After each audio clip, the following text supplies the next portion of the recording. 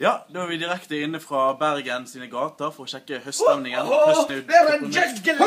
Jeg er litt mye bedre. Jeg er veldig spennende å komme her til Norge og fise fisk.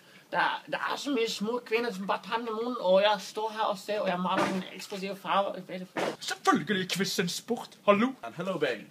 Well, hello there. What do you think of Norway and all this darkness that we have now? You adopted the darkness. I was born in it. Do you like to take photos of Kids. Prefer to take photos of the kids. I mean, teenagers as well, but mainly kids. Så det kan være Sivert Nordtvedt.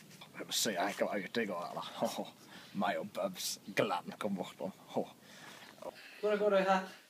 Hva gjør det? Det er fint, det er fint. Hva er det du driver med? Gjerne det jeg liker. Gi tippetips, trener, jobber. Jeg klarer meg fint. For eksempel I dag så hadde vi quiz på Kaffe Opera. Jeg fikk 15 av 20 mulige rette på BT-quizen. Altså, jeg først og fremst quizzer, men jeg også det som kalles dommer på fritiden. Frei, pass på, Olai. Forsiktig med den trehjulssykkelen. Frei? Ja, nei, jeg sitter jo mye hjemme med Frei og Olai, da, sønnene mine, og så spiller jeg gitar, og så jeg generelt litt forsiktig. Jeg begynt å bruke hjelm, for jeg skal jo til Korea om 2 måneder, så jeg må jo passe på å ikke skade meg. As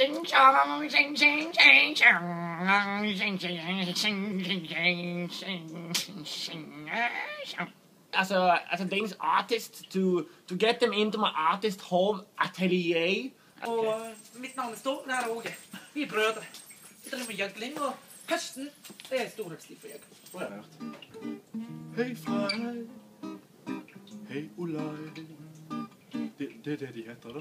What's your favorite place to take pictures? In the kindergarten? Yeah. Ja, vel dere se at det stranda. Greit der. Greit der. Takk. Ja, greit. Hva takk? Troops attacking troops. Hva synes du om høsten? Jeg kan godt nyte thailandsk kode. Jeg drikker normalt. Hva det for et spørsmål å komme med? Nå skal du ha sagt at hvem sikker på quiz for spørsmålene? Skål! I was wondering what was gonna break first. Your mind or your butter?